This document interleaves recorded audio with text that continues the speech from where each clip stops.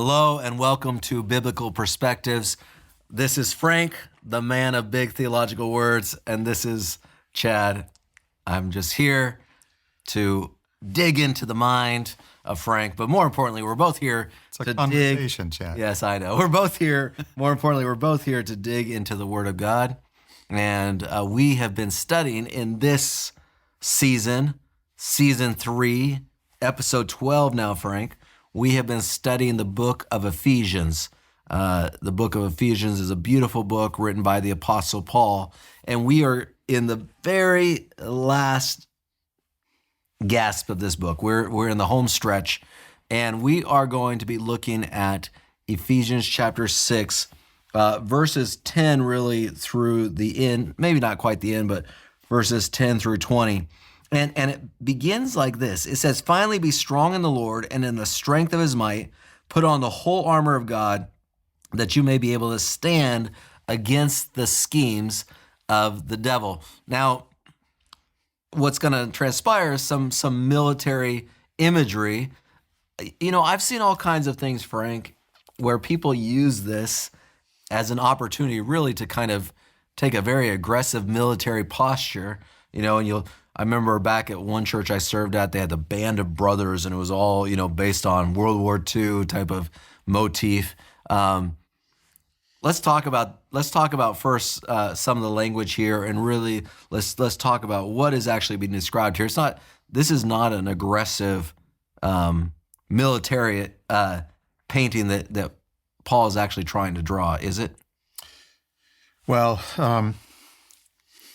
it does tell us that there is a conflict. Yes. It does tell us that there is an enemy that we have to face. And actually, verse 12, the next verse that after the things that you mentioned, Paul says, "For we do not wrestle against flesh and blood, but against the rulers, against the authorities, against the cosmic powers over this present darkness, against the spiritual forces of evil in the heavenly places." So there is a wrestling going on. There is definitely something going on here. And I think we need to be aware of that. We might call that a cosmic conflict, a great controversy, whatever words you want to use for that. But there's a reality that we as Christians face when we want to follow Jesus Christ, that there is an opponent who is not happy about that. Yeah. And these spiritual forces are dark forces, evil forces, and they can pose a real problem for those who are confronted with that reality. But in saying that, the challenge is when we make ourselves the primary combatants against these evil forces, which is the danger I think I see even in what I would say in some of Christian America today. There's very much Christians need to be armed. They need to be willing to fight against, you get what I'm saying? Yes. And they're speaking about literal arms, and they base it somewhat off of this battle, this cosmic battle, but they place themselves as the combatant, but the true combatant is Christ working in us and through us. Is that not accurate? Absolutely. And actually that's how it starts out in verse 10 at the beginning of this section. "Finally be strong in the Lord." There's that "in the Lord" phrase again. All over the place in this. And in the strength of his might. Yeah. Now that to me is key for everything else that follows. It is not us who are doing the battling here and the fighting. It is his might. It's not us who are strong.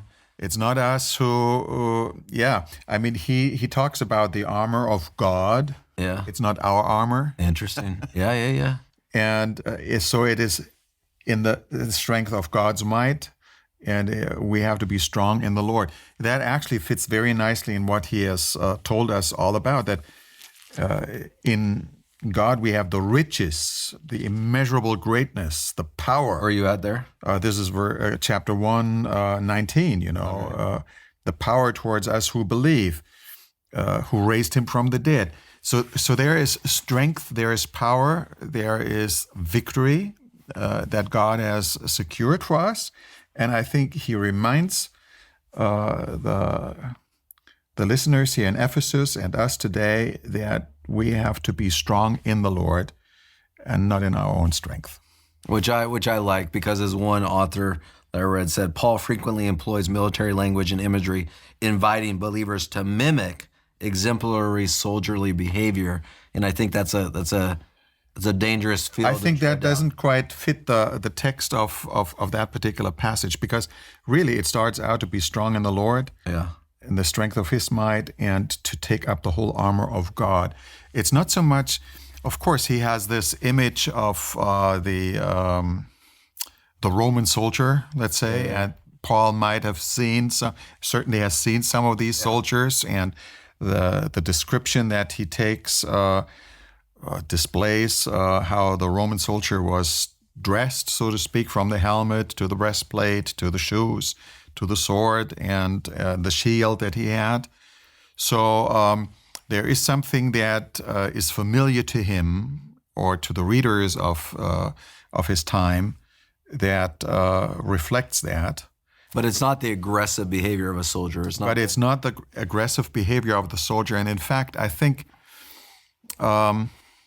it might not even be the primary reference point to understanding what he is talking about.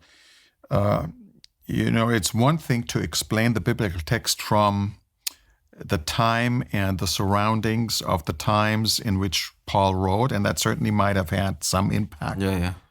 But there might be even a more powerful reference or echo, if you want to say that word, in the Old Testament, where similar words like the breastplate of righteousness are used in the Old Testament, and it could very well be that Paul refers to some of these Old Testament passages to remind the reader of that reality. So let's go to... Wait, hold on. Let me interrupt you there, Frank, because I want to make sure that we don't jump into... I want us in our next episode to cover more of the equipment. I kind of want us to stay on the attitude in this one of the individual before we jump into the... All right. Fair enough. And one of the things that I would say that really is also an indication of that this is not our battle, but it's the battle of the Lord, is the context. Paul is writing this in his context, and think about where he is. Look at verse 20. Mm-hmm. It says, "For which I am an ambassador in chains, that I may declare it boldly as I ought to speak." So in other words, Paul is not, and Paul was in prison as he surrendered himself to the authorities of the land. Yes. So he was not saying, I've got to take up my gun, I've got to fight against these people who are not Christian, who are against me. No. He's talking about his spiritual position in Christ and depending on Christ and his strength, because he himself has taken a very pacifistic position by not battling Rome, by not calling on his followers to battle Rome, but rather submitting to Rome and even being willing to be a prisoner, but continuing to fight the good fight, so to speak. Yes, well taken. And just, spiritual powers, spiritual forces of evil, heavenly places. Yeah. You cannot battle with earthly weapons. So that's really what I want you as the listeners, as you study these last verses in the book of Ephesians, we're gonna dig into the symbolism, and you were just about to take us to the Old Testament. We'll do that in the next episode. But just as you begin to read it yourself, just even go now after this is done, take some time and read through it. Don't look at this as this aggressive military position, but rather look at it from the strength of the Lord.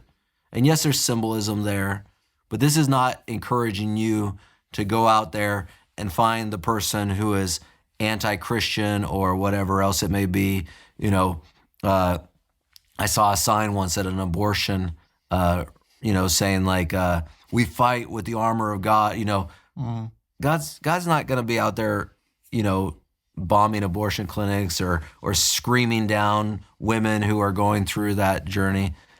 That's not who he is. This language is not. That would fit if we would fight against flesh and blood. Yes. Then you would expect something like that perhaps. But here he says we do not wrestle against flesh and blood. You said in the last episode, Frank, about slavery, that really what Paul's doing is not necessarily addressing just the external issue that we see, but he's trying to get to the heart, the root of the issue. And in similar ways, I would say, look at this passage in the same way. And as you apply these metaphors about, the arm, the breastplate, the sword, the shield, all these things, the shoes, apply them in a similar manner as the root, the heart matters versus external aspects of it. So, and I think the spiritual battle that we are in, and it is a fight, it is a battle. You cannot win with human means. Yes. You have to surrender to and submit to God's leading. There's that word, submit again. And you have to give your heart to Jesus. Otherwise, you will never put a foot on the ground. You will never have a chance to resist. You'll never get in the battle. Yes. If it's approached through human means. Yes. Well, thank you, Frank. We're going to dig into this more in the next episode. We're going to dig into some of this imagery. Frank's going to take us, he's already ready. He's going to take us into an analysis of the breastplate and our shoes that are set for the battle and whatever else it may be. Peace, actually. For peace, yes, exactly. For peace, not shoes of peace, not shoes of battle. So come back and watch that next week. But for now, please go out in the strength and the power and the might of the Lord and allow Him to fight the battles on your behalf against the principalities of darkness. Don't look at one another or others as your enemies, but allow the Lord to fight on your behalf. Have a great day. God bless you. Bye-bye.